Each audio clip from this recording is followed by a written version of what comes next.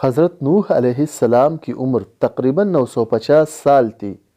وہ جس جھونپڑی میں رہتے تھے وہ اتنی چھوٹی تھی کہ جب آپ سوتے تو آدھا جسم اندر اور آدھا جسم باہر ہوتا۔